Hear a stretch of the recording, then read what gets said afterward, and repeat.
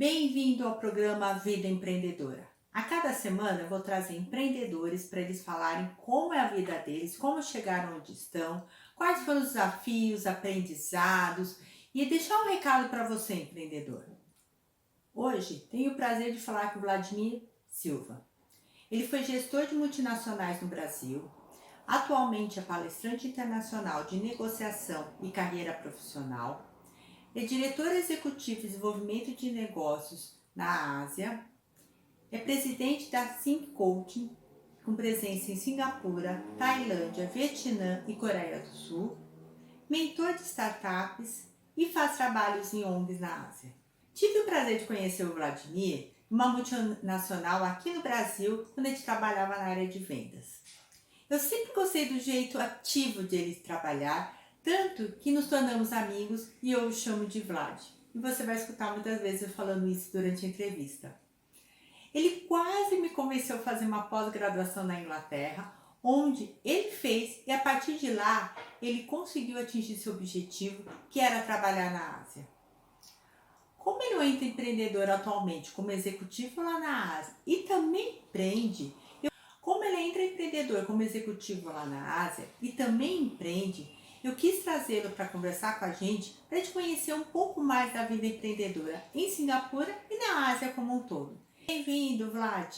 É um prazer recebê-lo no programa Vida Empreendedora. E aí, Renê, tudo bem? Bom dia, boa tarde, boa noite para você, para vocês aí no Brasil. É um prazer estar aqui contigo e te ver novamente, né? Com certeza, Vlad. O Vlad, para quem não sabe, ele está atualmente em Singapura. Então, a gente está com essa diferença de fuso horário, por isso que ele deu bom dia, boa tarde, boa noite para a gente, tá bom? Mas, Vlad, conta um pouquinho, como que você chegou até aí, como foi seu plano de ser empreendedor, intraempreendedor na Ásia? Conta para a gente um pouquinho disso. Então, Renê, às vezes eu nem me considero um empreendedor, eu me considero um empreendedor acidental. Mas deixa eu explicar o que eu quero dizer com isso. Mas vamos lá. Como é que eu cheguei na Ásia? Nós trabalhávamos aí no Brasil, né? E naquela época, aliás, bem antes da gente se conhecer, eu já tinha colocado na cabeça, eu acho que era por volta do ano 2000, 99, 2000, eu já tinha colocado na cabeça que eu queria vir morar na Ásia. Por que a Ásia? Porque a Ásia, eu já estava com essa visão que a Ásia ia se tornar esse poderio, essa força de negócios que é hoje em dia e que vai continuar crescendo. Então, quando comecei a colocar um plano em andamento, e o meu plano qual era? Para eu conseguir sair do Brasil profissionalmente e não numa aventura, como muita gente faz, é muito bem sucedido em alguns países, mas eu sou muito precavido, então minha ideia foi fazer um MBA. E quando eu estava escolhendo o meu MBA, eu escolhi na Inglaterra, porque eu vi a Inglaterra como uma ponte para chegar na Ásia. Eu já morei nos Estados Unidos, já morei em Nova York, então também tinha essa curiosidade de conhecer melhor a Europa, de entender melhor os hábitos lá. E foi quando eu fiz o meu MBA, e fiz o meu MBA focado em vir morar na Ásia. Infelizmente, acontece que o meu MBA foi no ano de 2008 e foi exatamente quando estava começando a crise financeira. Sim. Então, eu tive que adaptar os meus planos.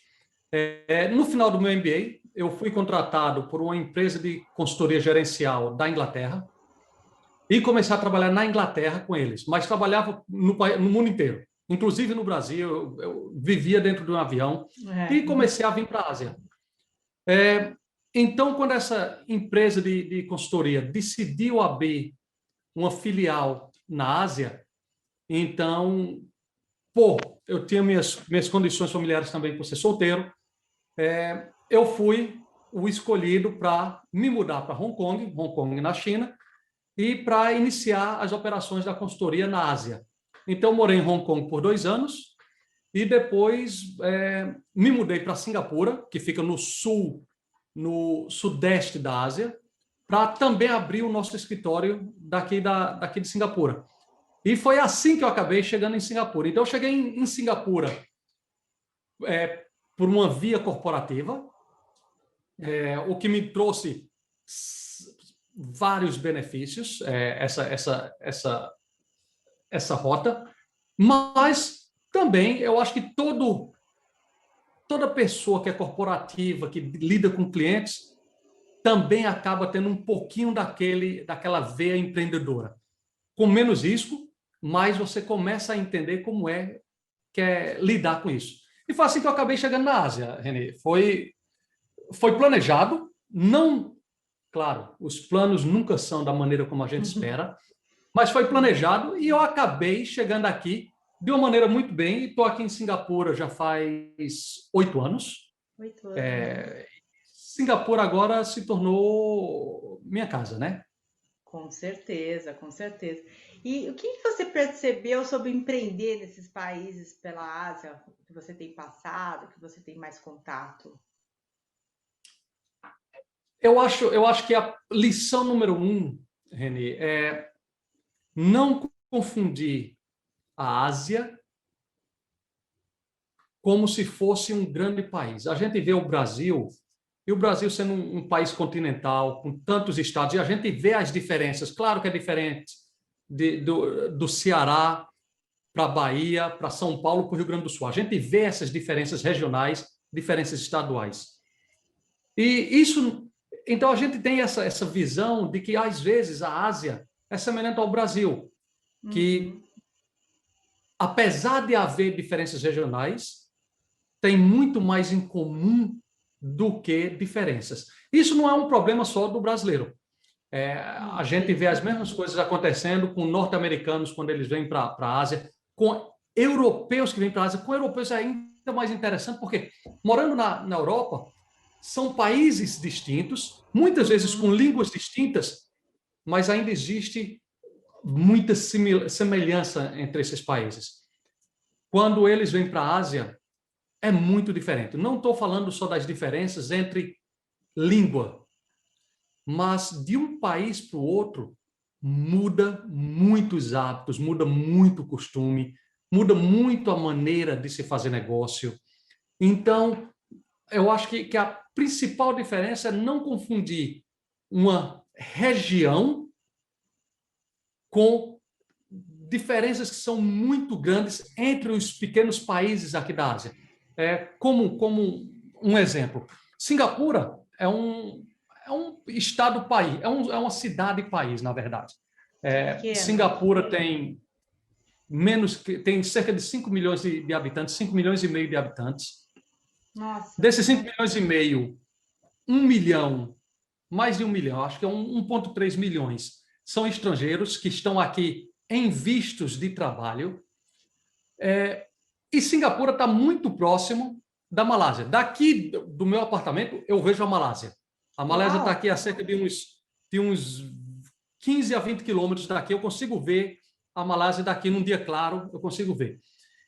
Quando a gente faz negócio em Singapura e vai para a Malásia, que é aqui do outro lado, Uhum. a maneira de se fazer negócio é completamente diferente. O país é diferente. É um país muito muçulmano. É um país com hábitos diferentes, comidas diferentes. A maneira de se conduzir negócio é diferente. Em Singapura, é muito mais um país com certas nacionalidades que são mais predominantes. A chinesa, a indiana, a malaia são as raças predominantes daqui. Mas a língua é inglesa. Na Malásia, já não é inglês, é malaia. Então, muda bastante. Então, a gente não pode achar que vou na Ásia, vou de um país para o outro, vai ser muito semelhante. Não, claro que tem coisas Sim. semelhantes, mas vai mudar muito de país para país. E eu acho que é essa uma das dificuldades que a gente vê os estrangeiros quando eles vêm para a Ásia inicialmente, de primeira vez, que eles têm esse choque e às vezes eles tentam fazer negócio, tentam colocar estratégias em práticas sem levar em consideração essa diferença, essa grande diferença cultural entre os diversos países. Que interessante, Vlad. E assim, você falou que na Malásia a grande maioria é até muçulmano. Então, o jeito de negociar também é o jeito muçulmano de negociar? que a gente vê muito em comércios muçulmanos, ou não? É um Não, jeito internacional de negociação? não, a maneira internacional. Aí é exatamente essas diferenças. Por exemplo, quando a gente pensa muçulmano, a gente pensa muito do Oriente Médio, os Sim, sim. turcos, em Dubai, como é em Dubai. E na Malásia, é muito mais a religião. A A religião, religião, tá. eles são muçulmanos, mas eles são asiáticos, mas têm os hábitos diferentes. Como se lida com o governo é diferente, a atenção ao empreendedor é diferente. Então, são essas as coisas que tem que se levar em consideração. Então, se tiver os empreendedores que estão nos escutando agora, se estão planejando a vir para a Ásia, faça a sua pesquisa. Tenha Tá. uma estratégia definida, não tente eu vou explodir na Ásia e vou entrar em todos esses lugares inicialmente. Não. Tenha uma estratégia definida, defina onde é que você vai ter o teu laboratório, onde é que você vai começar a adaptar, a localizar os teus produtos para o gosto asiático, para você começar a aprender. E daí você começa, daqui, tendo um centro aqui, você começa, e quando eu estou falando aqui, eu estou falando na Ásia em geral, mas quando você está num certo país na Ásia, então você decide qual é a tua estratégia regional. E aí você começa a crescer regionalmente. E aí em Singapura, qual que é a religião predominante, Vlad? Aqui não tem religião oficial. Aqui Não. tem partes, como a população aqui, a maior parte da população é chinesa, então o budismo é muito forte. É, tem uma população muito grande de indianos, então Uhum. tem o hindu, que é forte também, e depois tem também os muçulmanos, tem também o pessoal da Malásia. Então, você vai aqui, você sai aqui, você vai ver igrejas católicas, o cristianismo. Poucas pessoas sabem disso, mas o cristianismo também é muito forte em certos países da Ásia, Uhum. mas principalmente o catolicismo, principalmente nas Filipinas. Mas você sai aqui em Singapura, você vai ver templos muçulmanos, você vai ver templos indianos, você vai ver templos budistas, e muitas vezes lado a lado. Uma das coisas que o governo daqui de Singapura conseguiu fazer é essa união, essa harmonização entre as diferentes raças e as diferentes culturas, as culturas diferentes, as religiões diferentes, e conseguiu harmonizar. Então, as pessoas aqui respeitam muito a religião dos outros. Então, nunca quando alguém fala aqui em muçulmano, nós estamos pensando de uma maneira pejorativa. Olha que É legal. o nosso dia a dia. Entendi. Não, isso é legal, né? Não ter essa briga religiosa já ajuda bastante. E quais foram os principais desafios, aprendizados que você viu durante esse período aí na Ásia? Bom, aí é quando começa a minha questão, por isso que no início eu falei que eu era um empreendedor acidental. Hum. Eu venho de uma família muito precavida, uma família que não se arrisca muito. Então, meu pai trabalhou no mesmo banco aí no Brasil por 29 anos. Então, minha família sempre teve essa aversão a riscos. E Uhum. isso, claro que isso faz parte do nosso ser. Então, quando eu vim para a Ásia, eu vim, como eu falei, de uma maneira corporativa, mas eu comecei a ver oportunidades de empreender. E o maior desafio é fazer esse balanço entre a vida corporativa e a vida empreendedora. Então, eu fui aos poucos lançando coisas, fui aos poucos trazendo clientes para o meu próprio negócio de coaching. Então, foi muito a questão de fazer esse equilíbrio entre a vida corporativa e a vida empreendedora. Sinceramente falando, em Singapura, não é um país difícil de ser empreendedor. Não? Existe o governo dá muitas, não bolsas, dá muito auxílio para empresas, pequenas e médias empresas. Agora, durante o Covid, o governo deu diversos tipos de auxílio para empresas. O governo aqui está numa estratégia muito grande de investir em tecnologia para pequenas e médias empresas. Olha que Então, legal. tudo que nós fazemos aqui é online. Para abrir uma empresa, você abre online. Para pagar os teus tributos, é muito fácil, mas é online. Então, o governo aqui faz com que essa mudança para um empreendedorismo seja fácil. Apesar que em Singapura, essa veia empreendedorista é muito nova. É muito nova. O país é recente, o país tem 55 anos. Tá.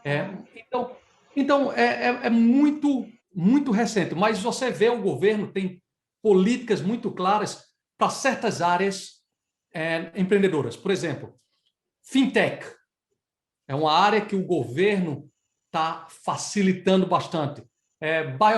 Biotecnologia, facilitando muito. A área financeira, porque Singapura é um dos centros financeiros daqui da Ásia. Então, o governo ele identifica, uma mais recente, cybersecurity, segurança de sistemas.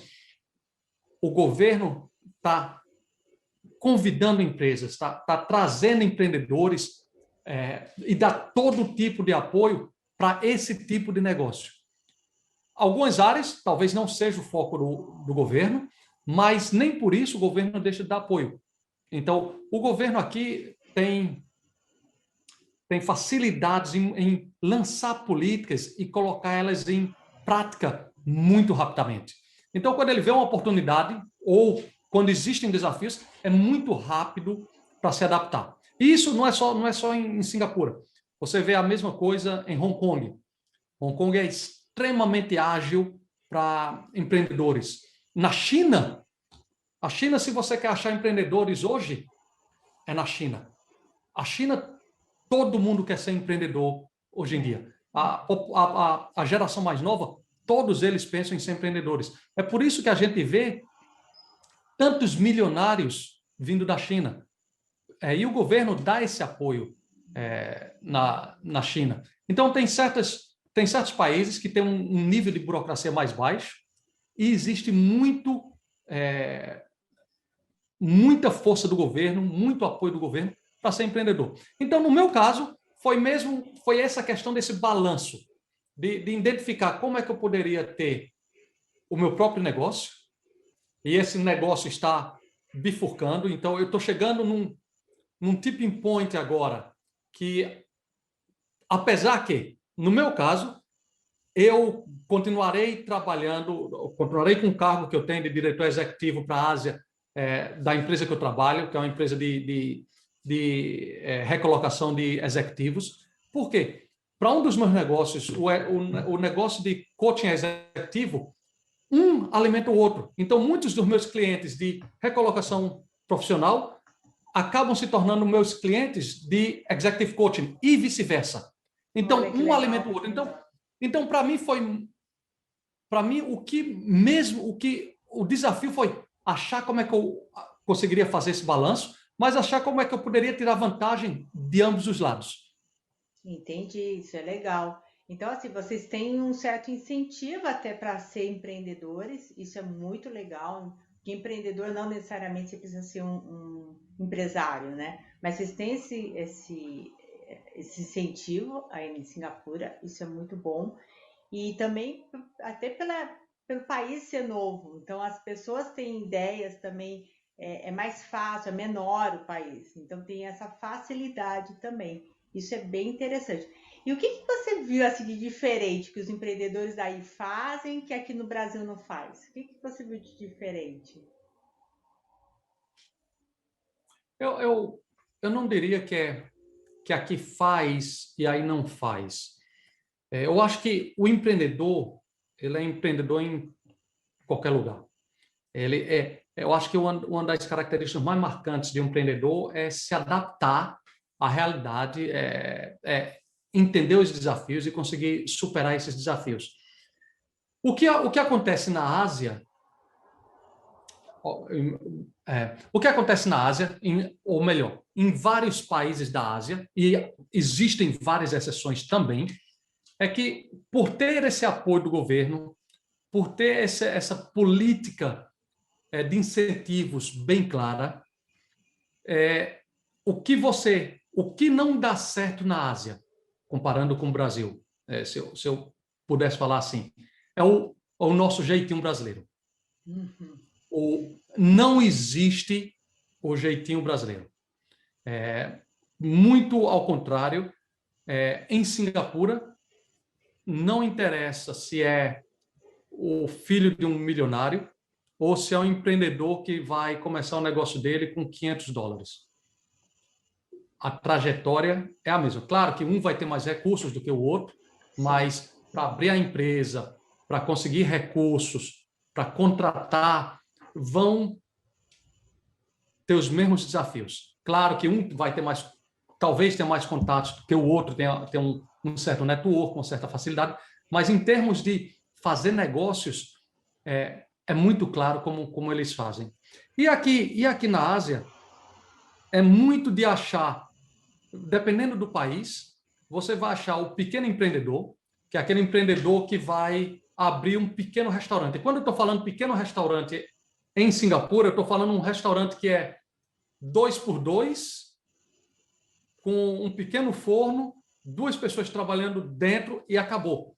E tem famílias que passam de geração em geração. Tem alguns, nós chamamos de stalls, nas praças de alimentação aqui. As praças de alimentação aqui, tem praças de alimentação, por exemplo, dentro de shopping centers, mas também tem praças de alimentação nos bairros. Não é dentro de shopping center. E alguns desses stalls são famosíssimos. Tem alguns que já ganharam até estrelas Michelin pela qualidade da comida.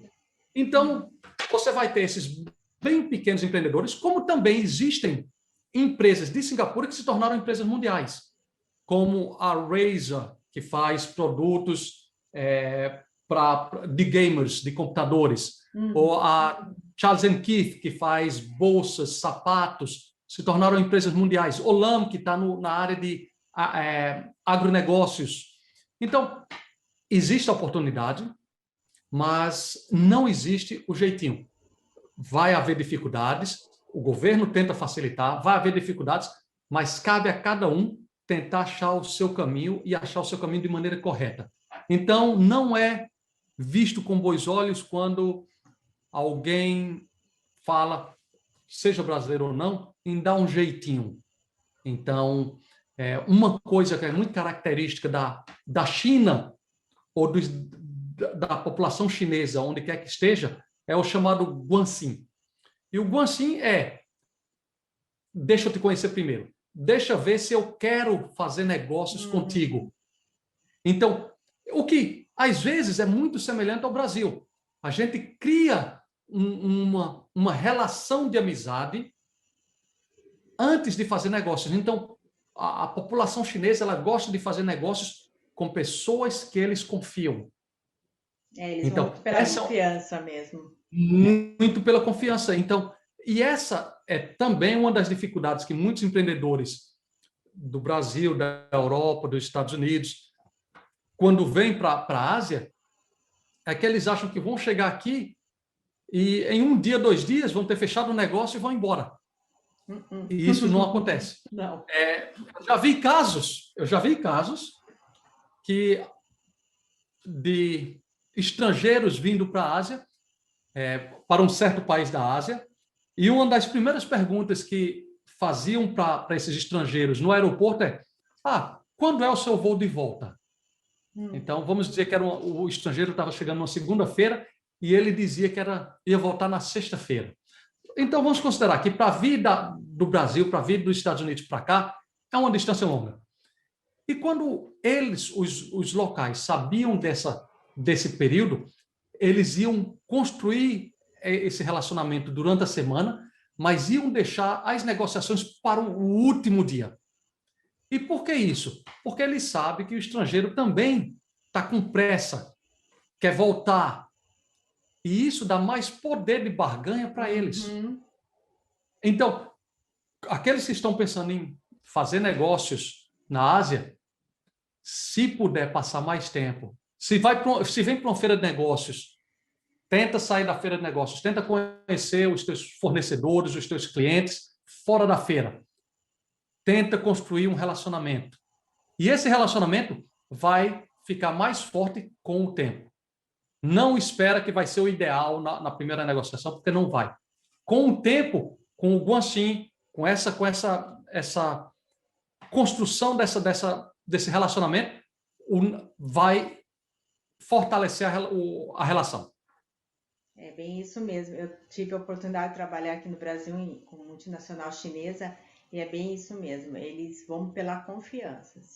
Às vezes eles olham, te sorriem, concordam, são super amáveis, gentis, mas quando sai da reunião ele fala, esse não serve para negociar. E daí às vezes eu ficava assim incrédula. Poxa, você estava concordando, estava fazendo assim com a cabecinha, o que acontece? Ele falou, não, esse não dá para confiar. É interessantíssimo mesmo. Esse é o jeito deles de fazer o negócio mesmo. E é porque também você acabou de tocar num outro ponto, que é o salvar safe face, que é não humilhar a outra parte. Então, muitas vezes você vai numa reunião, eles vão sorrir, vão te cumprimentar, vão dizer, tá, a gente te dá um retorno, a gente entra em contato. Sim. E não vão voltar, não vão fazer negócios contigo. O que eles não fazem é te dizer na tua cara, não, a gente não quer fazer negócio com vocês. Isso não é bem visto na Ásia. Ter esse tipo de atitude direta não é bem visto. É sempre pensando em eu não quero humilhar a outra parte.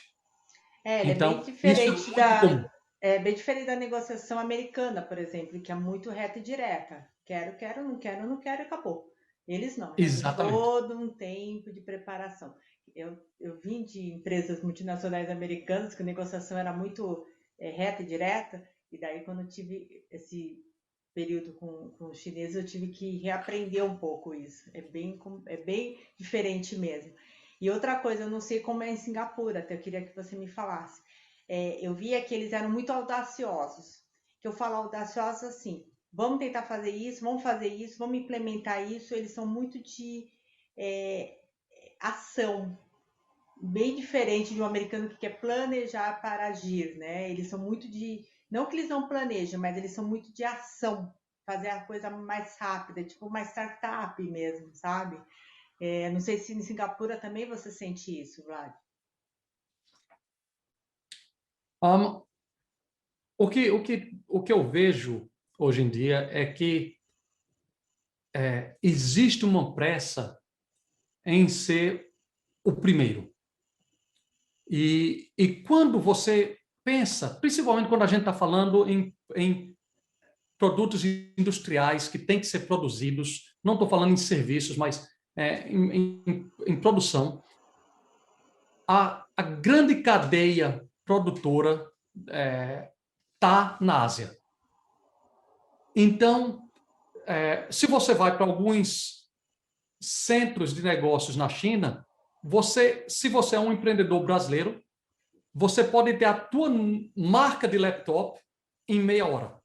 Você vai andar em 3, 4 corredores, vai comprar os componentes de empresas diferentes, vai achar alguém que coloque tudo junto e você tem a tua própria marca de laptops a um custo muito baixo.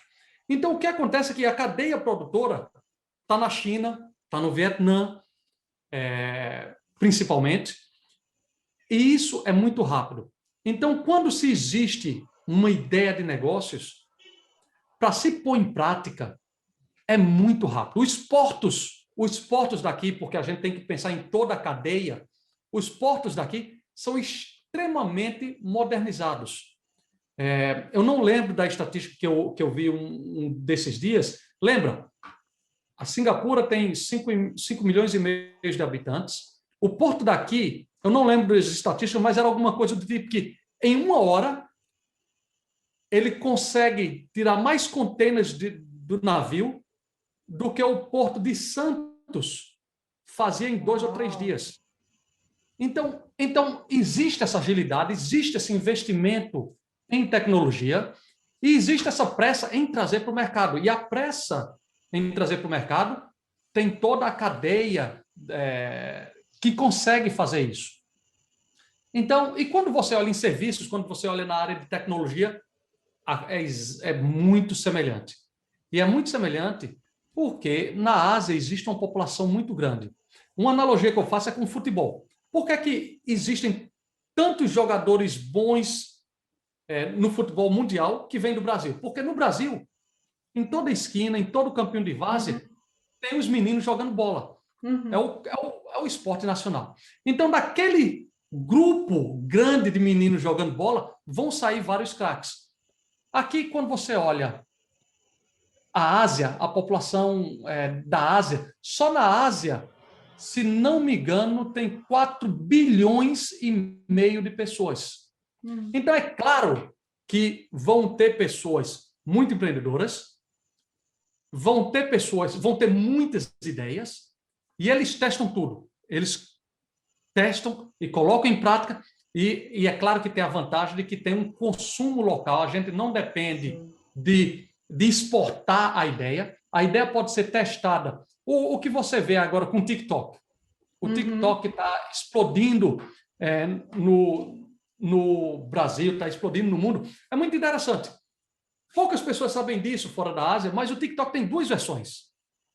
Tem a versão para estrangeiros e tem a versão para chineses. Eu não estou no TikTok no momento, mas minha esposa está no TikTok, não profissionalmente, só por diversão. Ela tem vídeos que fez de mim brincando ou cantando, fazendo alguma coisa, que tem 4 milhões de views. E você põe um vídeo, então e 4 milhões de views é muito? É nada. Quando você olha o TikTok chinês. Tem que ser 100 milhões, 200 milhões, 300 milhões. Então, tem esse mercado consumidor também. Então, tem uma velocidade muito rápida da idealização a colocar o produto para vender, o produto ou serviço, e tem também os consumidores para consumir, para testar e consumir o teu produto ou teu serviço. Então, eles conseguem fazer o fine tuning, conseguem ajustar o ajuste fino muito rapidamente. Que legal, Vlad. Agora, assim, para terminar, que conselho que você daria para os empreendedores que têm interesse de fazer algum negócio na Ásia? Que conselho que você daria até para o pessoal que está aí, né, os brasileiros que estão na Ásia?